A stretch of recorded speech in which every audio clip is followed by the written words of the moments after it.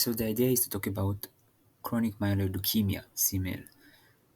Chronic myeloid leukemia, like the other chronic leukemia, is mainly caused not from very immature cells but from pretty mature cells. The chronic leukemias like CML and CLL, in comparison or in contrast to AML and ALL, are caused by mature cells, where AML and ALL usually caused by very immature cells, like blast cells. That is not, it doesn't mean that CML and CLL have only mature cells, but they mainly caused by pretty mature cells. They don't have to be fully matured, but pretty mature cells. So they are also more indolent than the acute leukemias, and usually takes more time to, let's say, get worse. CLL has sometimes many years until the patient becomes symptomatic, but CML has three stages that we will see.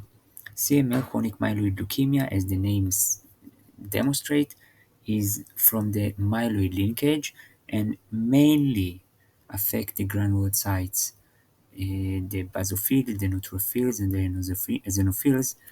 Not only.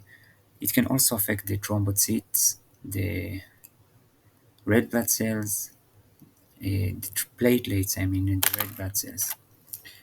But usually the granulocytes, especially neutrophils, are elevated. Okay, so the diagnosis is mainly by showing the Philadelphia chromosome, which is a translocation between chromosome 9 and chromosome 22. This translocation creates the BCR-ABL chromosome, uh, which is the which is a tyrosine kinase activator, which cause proliferation and of the white blood cells. So it is important to, after we have a patient with leukocytosis of granulocytes and we think about CML, maybe he has or he doesn't have uh, symptoms of CML, we can check for the bone marrow and look for the BCR-ABL gene or the BCR-ABL translocation, which will enhance the diagnosis of CML. It is also called the Philadelphia chromosome. Okay, so the treatment is targeted on the cause. Now, Philadelphia chromosome is around 95% of CML contains the Philadelphia chromosome. In these patients, we can use what it is called tyrosine kinase inhibitors like Glivec, which is imatinib, but also other tyrosine kinase inhibitors which are very effective at treating the disease. It is not a cure, but it is extremely effective when it works. If it doesn't work, or if the patient deteriorates, the other option to treat is using myelosuppression drugs, but this is usually not very good for mortality reduction. And also, we can use stem cell transplantation, which, as you can understand and know, is very hard procedure, especially for the patient, and also has this transplantation has complication, graft versus host disease, and all the complication of stem cell transplantation. Okay, so this is CML, quite indolent, but it has stages. And now, when I say it has stages, it has the first stage, it has the accelerated stage, and it has the blast cells, blast crisis, blast phase. Blast phase is the ultimate and final stage, which, as the name suggests, have blast in it, and it is quite a very dangerous and very progressive and very deadly stage. So now let's look on CML. So you can see here the epidemiology of the amount of death per year in the United States and the year and the age at which CML usually present average age of 64. Pathophysiology is mainly translocation between 9 and 22 to create the Philadelphia chromosome built from BCR-ABL oncogen, which is a tyrosine kinase. Okay, so those are the phases. We start with the chronic phase. It can last for years. Then the accelerated phase, which can cause anemia, thrombocytopenia, and blast, but up to 20%, not included. And the blast phase, where the blasts are more than 20%. This can also show, this is the very, very advanced stage, and the blast can accumulate in the extramedullary sites, as you can see. And the symptoms.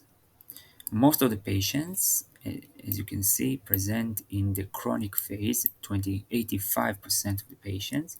They can be asymptomatic, but they can also be with symptoms of, let's say, a bone marrow occupation, anemia, weight loss, eh, sometimes extramedullary.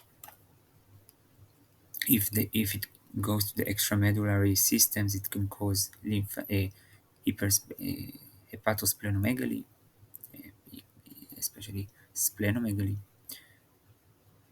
leukostasis, which is high levels of white blood cells that can get stuck in the blood vessels, can cause very unique symptoms like tinnitus, stupor, urticaria, can cause quite things like strokes and things like this.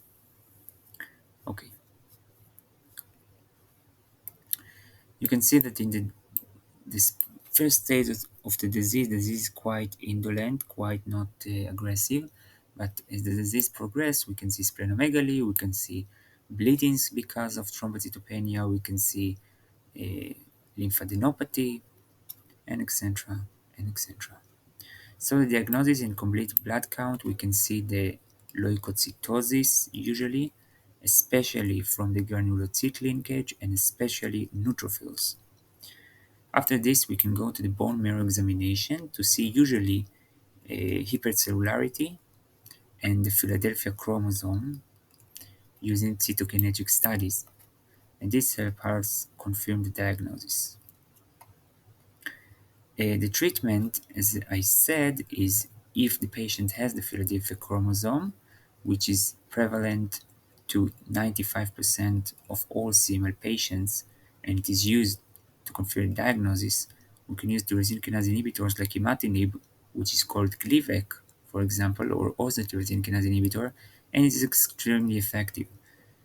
Sometimes patients even can stop taking it after some time, and the remission still continues. Uh, if it doesn't work or if we have problem, we can use stem cell transplantation and other treatment like hydroxyurea.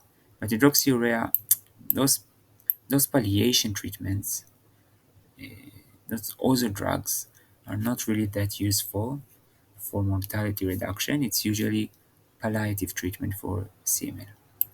But stem cell transplantation is the only treatment which can cure the patient, but it also comes with complications and side effects. And the stem cell transplantation procedure is very aggressive, so it's not the first line treatment for CML, especially when we have the Gleevec, the tyrosine kinase inhibitors, which revolutionize the treatment, the prognosis for the patient. You can see here the prognosis, you will see how extremely effective is tyrosine kinase inhibitors. With the use of tyrosine kinase inhibitors, survival is more than 90% 5 years. In 5 years, before tyrosine kinase, patient could live median of 4 to 7 years. So you can see how effective is tyrosine kinase inhibitors. You can see that the most of death are caused by blast phase or accelerated phase. After blast crisis, namely blast phase, you can see that 3 to 6 months or longer is not much. Okay, so this was about CML, which is very connected to the Philadelphia chromosome, is considered a chronic myeloid leukemia. A chronic, namely, is more indolent than the acute leukemias, and therefore it is more slowly developed, but it less able to be cured. Okay, so we use the peripheral blood smear and we use bone marrow examination to see the immature granulocytes, neutrophil, basophil, eosinophils, and which help us differentiate CML from other leukocytosis because CML will show leukocytosis. Tyrosine kinase inhibitors are very effective, and stem cell transplantation can be hard but curative, but also may have complications. This was about CML from Merck Manual Professional Edition. Thank you very much. If there are any corrections, please correct me. Sorry for any mistakes, and that's it.